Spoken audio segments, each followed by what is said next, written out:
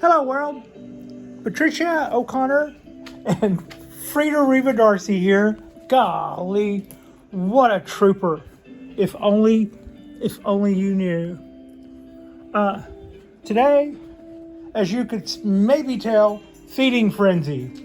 We're doling out the training treats and we're going to dole out the nutrients for the trees. Time to feed the trees. In the last couple of days, when I would come out here in the morning and feed, I was noticing that some of my fertilizer that I use is starting to get pretty broke down, and it's time to go through and start replacing some of these chunks. If you want to keep your trees fed, the idea there is to overlap them a little. You don't wait until they completely go away before you replace some chunks, if in fact you're continuing to feed. Some of them I'm going to continue to feed, and some of them I'm not. So to that end, while I was looking at the trees in the morning and going through my water and then noticing that the, in this case, BioGold, I use BioGold. It's not the most high horsepower, highest numbers of nutrients or fertilizer, but it is organic, and it has single digits as far as its three properties there. It's all 5, 5, 5, so nothing's going to get too stressed out.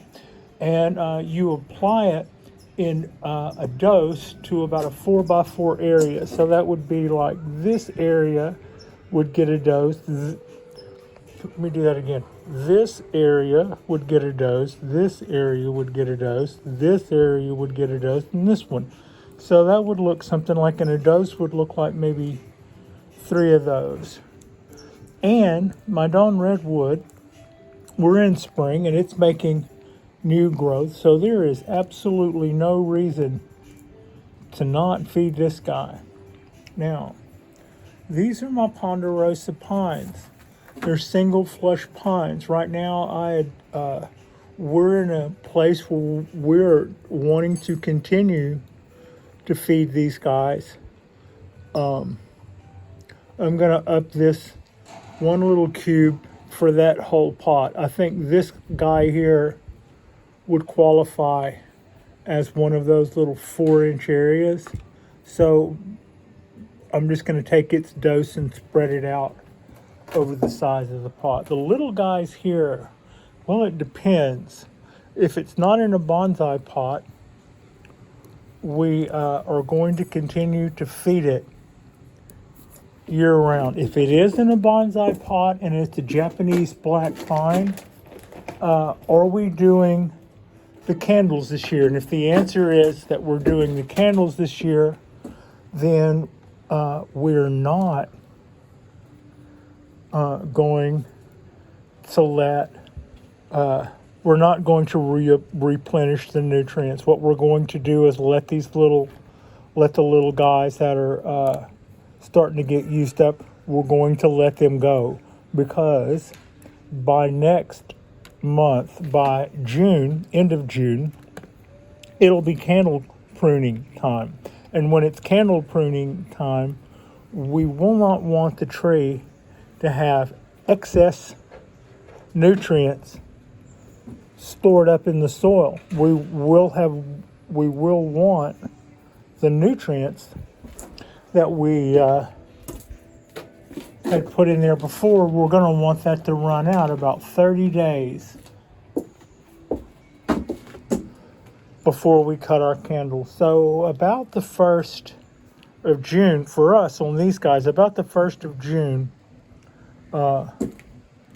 these guys need to be melted and gone if we intend to do candle cutting. Now these little guys that aren't in bonsai pots, they have more soil, they have more reserve. We're not doing a candle pruning on them. They're not at that stage of refinement. Also, this Bald Cypress isn't at that stage of refinement. So This guy kind of is in a bonsai pot, but not really. I've over potted it.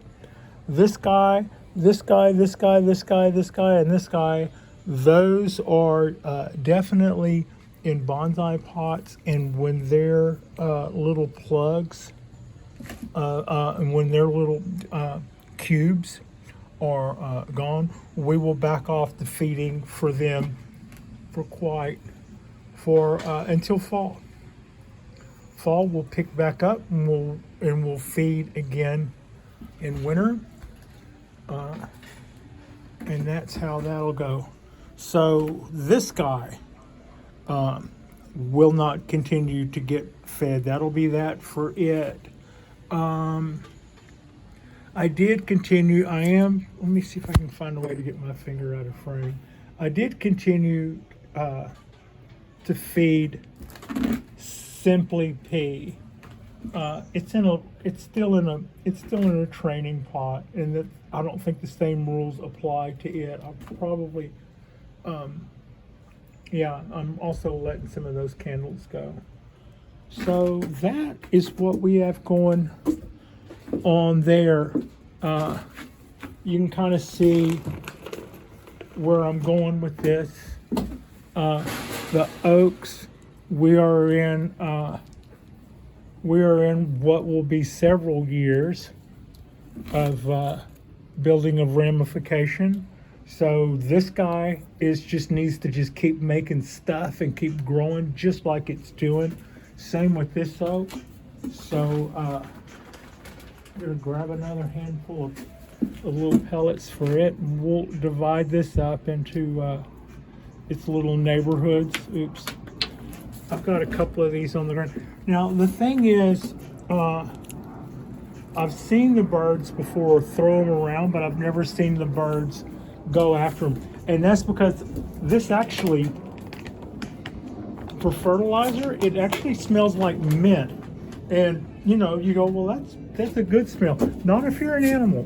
I think there are some natural things that are supposed to keep animals away, and they smell like mint. So that's something BioGold does to probably make fertilizer less offensive, but at the same time it keeps the birds and other animals from liking it. I've seen little small birds come in here and start scratching around, and what they'll normally do is flip that stuff out, and it took me a minute to figure out what it is they probably find the mint offensive. So I've loaded that guy up, I've loaded that guy up, I've loaded that guy up. I didn't load this guy up. It will get decandled and go through a needle pruning, needle thinning, not needle pruning, needle thinning. And my cork bark will not. Look at this guy. Let's just take a minute to check out all that cork bark deliciousness there.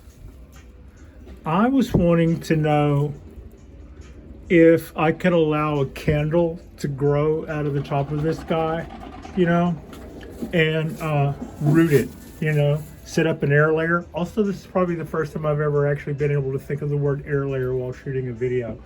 I always had some mental block. The words air layer would never come to me while I guess I'm finally comfortable enough with video that my brain works. But anyway, the question I had, and I posed to somebody on an open forum who was a bonsai pro who I was paying for lessons from, was if I let a candle spike up on this thing, could I air layer it?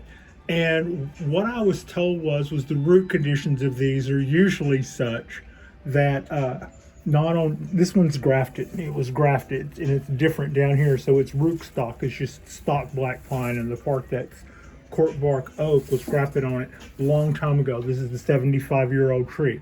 But the answer was no, because they're finicky, because they're not the most vigorous black pines in the world. They have this affliction that causes them to make that massive, beautiful bark. But that also means that it's less likely to root if you try to air layer. And that was the answer I got.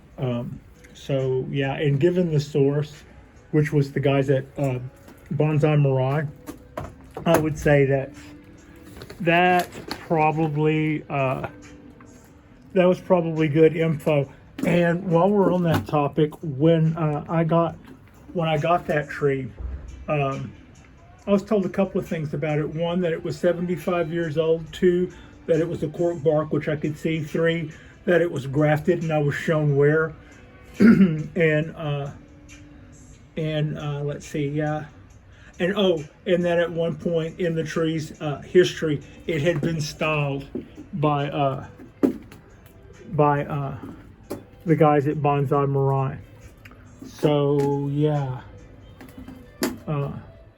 I thought that was kind of neat that I was able to ask them. And I was like, by the way, you put your hands on this. You put your hands on this tree at one point. So I'm putting these guys out pretty much around. I should put out a little bit more at the base of the Bald Cypress. What we're doing here is building everything. All those little white specks you can see are where the dadgum doves. Why is it always the cute ones? Where the dang doves had been just wrecking our seedling thing, and so that's why we seem to have those little white spots everywhere. Was all of that stuff that they swung around. All right, so I think I pretty well got that. Everybody should get some with this. That should be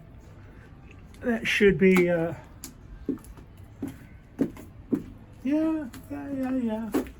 This wisteria in here hadn't had a good dose in a minute. We could probably give it some food. That guy will not. Those smaller ones in there will not.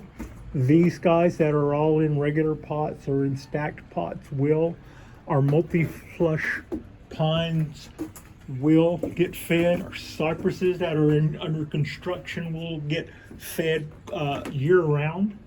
Because either we're building roots or we're building other, but we're always building something. And the same with these oaks; they'll get fed year-round. And because we're rebuilding and coming back from whatever nearly took us out last year, we're feeding this guy year-round. I want to see some vigor. I don't have. This would be a good time to actually put that tree in an Anderson flat or something. But we don't have the space for that, and that probably wouldn't help it because it would find itself in some weird spot trying to get enough light. So yeah. Anyway, that's pretty much us.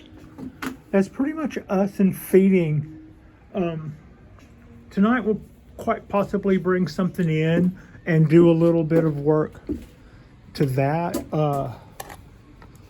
I am really happy with the work that we have been doing here lately. This is the guy that we brought in just the other night. And this was one of the trees that I would say that out of this grouping of 10, it probably would have, in a little beauty contest, came in maybe, 7th or 8th. And I believe that I'm liking its shape. Give me a second to turn this around the other way. I'm really liking its shape a lot better. Yeah, that show we did the other night, Will Give and Give. That turned out to be pretty good. All right, guys, like and subscribe if y'all haven't already. I'll probably try to find something in this collection that could use a little bit more, that we could maybe raise it, staking the game up one more level, and drag it in, and we'll do that tonight, like we did this one, and this one. Thank you so much for watching.